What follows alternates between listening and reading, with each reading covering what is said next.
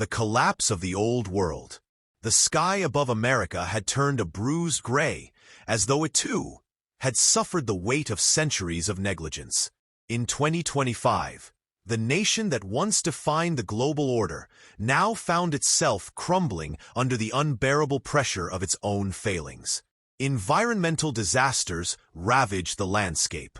The forests, once teeming with life, had been reduced to charred stumps. The rivers, once the lifeblood of many cities, now lay stagnant, poisoned by years of unchecked industrial waste. For years, the signs had been there, but no one listened. Now, the consequences were impossible to ignore. The economy teetered on the brink of collapse, unemployment reached staggering numbers, and widespread hunger had become a cruel reality for millions. Entire communities had disappeared overnight, swept away by rising sea levels or engulfed in the flames of wildfires. Political leaders, who had once promised hope and change, were now reduced to figures in a hollow game, caught up in their own greed and power struggles.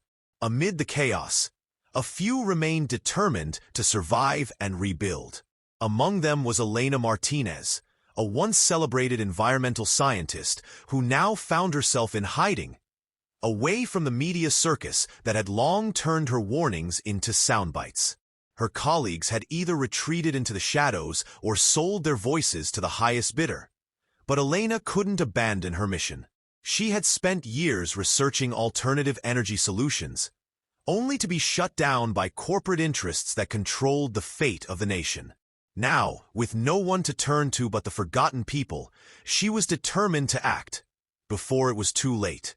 Then there was Michael Foster, a former politician who had once been the poster child of the American dream. A smooth talker, a charmer, he had risen through the ranks of Washington with promises of prosperity. But the years had not been kind. Betrayed by the very system he once upheld, Michael had retreated into the shadows of the political underground. He had seen firsthand how the wealthy had hoarded resources while the rest of the country suffered. Yet, amidst the rubble, Michael could still remember what it felt like to believe in change. And now, more than ever, he knew that America needed someone to lead. Not with empty promises, but with the truth. The streets of what was once New York City now lay eerily silent, save for the occasional rumble of distant protests. People were angry, desperate. They blamed the government, the corporations, and each other. But among the chaos, a small group of citizens had begun to gather, calling themselves the Rebuilders. Their mission was simple: to create a new America from the ashes of the old. It was an impossible dream, yet it was the only one that kept them going. Elena and Michael didn't know it yet, but their paths would soon cross. The collapse of the old world had left them both broken in different ways, but it also offered a chance, an opportunity to rebuild. In the wreckage of their nation, they would find something worth fighting for, even if it meant making impossible choices.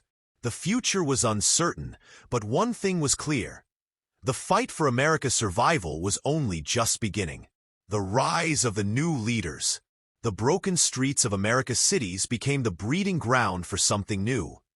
A world of leaders who no longer followed the worn-out paths of old politics.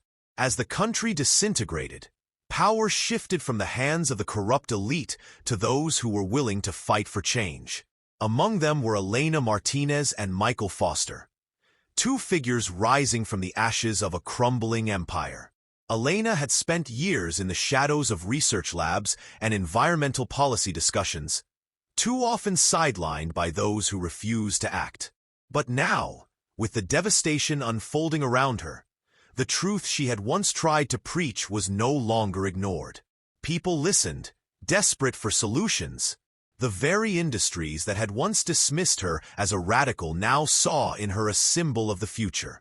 Elena had begun organizing grassroots movements, forming alliances with disillusioned scientists, activists, and the ever-growing underground community known as the Rebuilders.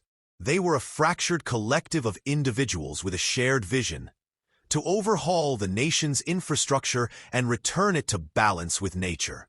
But leadership in the New World was a dangerous thing. The rise of these self-styled leaders was met with suspicion, and often violent opposition. Elena's scientific approach to restoration was ridiculed by some, seen as too idealistic, while others were already capitalizing on the chaos. There were whispers of shadow governments and clandestine deals made behind closed doors, but Elena remained unbent. Her passion to heal the world kept her steady, though she often found herself questioning how far she could go before the weight of this newfound power crushed her. On the other hand, Michael Foster had always known how to work the system. He had played the game of politics and won, only to see everything he believed in dismantled by greed and corruption. Now, a seasoned survivor of the old world, he had reinvented himself as an outsider, a voice of reason amidst the anarchy. His once brooding cynicism was now tempered with a new ambition: to lead a fractured America back into stability. His approach was different from Elena's, more pragmatic, less idealistic. He understood that survival required not just vision, but a shrewd understanding of power. As the days wore on, Michael's underground network of former political allies began to coalesce. These were individuals who had turned their backs on the government after it had failed the people. They saw Michael as the man who could wield influence without the burden of moral hesitation, someone who could take ruthless action if needed. He wasn't a reformer like Elena, but a realist who saw the system for what it was: a broken machine that needed a new operator to keep it from completely unraveling. Tensions between Elena's rebuilders and Michael's faction began to grow, where Elena believed that only through collaboration and compassion could America find a new way. Michael was more concerned with maintaining control. Their visions of the future diverged sharply. One sought harmony, the other dominance.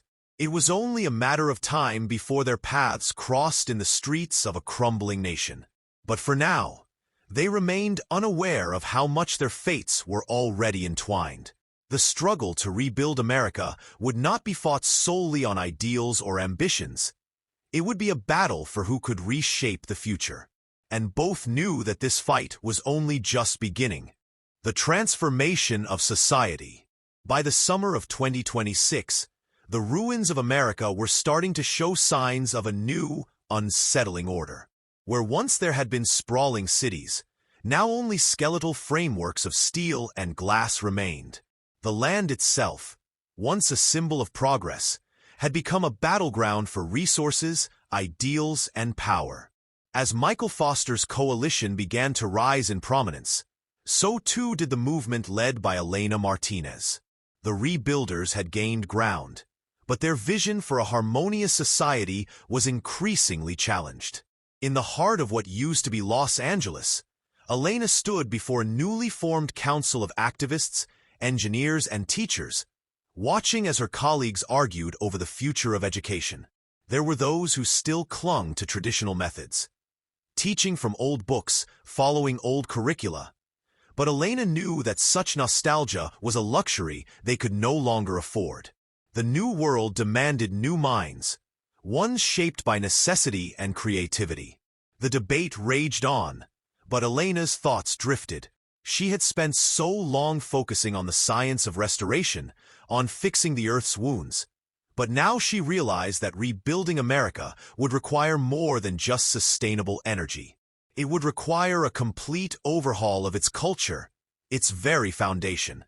The divide between the generations had never been clearer. The old world, with its politics and privileges, was dead, but the new one was still in the process of being born. It was a world where adaptability, not tradition, would determine survival. Yet, even as Elena pushed for radical changes, she faced growing resistance. Not from outside forces, but from within her own movement. Many feared that the pace of change was too fast, too sweeping. They wanted slow, incremental progress, not the kind of upheaval Elena was pushing for. They feared that her ambition might destroy the fragile community they had worked so hard to build. In contrast, Michael's vision for society was becoming clearer by the day. Under his command, former political elites and military figures, hungry for a return to power, began to coalesce around him. His rhetoric was sharp, pragmatic, focused on securing resources and ensuring stability. But Michael's vision was not the idyllic future Elena dreamed of. It was one of control, of rebuilding the nation's structures, not necessarily for the people, but for the preservation of order. The two factions, though not yet openly in conflict, began to operate in parallel universes. Elena's followers wanted education that empowered youth to think critically, to repair the damage to both the planet and their society. Michael's supporters, however, believed in strict regulation, discipline, and centralized power, convinced that without a strong hand at the top, chaos would reign. It wasn't long before their paths converged. A food shortage in the Midwest brought both groups into direct competition, as each side sought to control the dwindling resources. The people, desperate and hungry, were caught in the middle. The collapse of the old world had created a vacuum, one that could either be filled with unity or division. Elena felt the pressure mounting. She had always been a fighter, but the stakes had never been this high. The future was no longer a distant dream. It was now a fragile, volatile present, and every decision she made could either mend or fracture it further. As she looked out across the room, she realized that the transformation of society wasn't just about rebuilding. It was about choosing the kind of world they wanted to live in. The clock was ticking, and soon, there would be no turning back. A vision for 2030. By the year 2030, the scars of the old world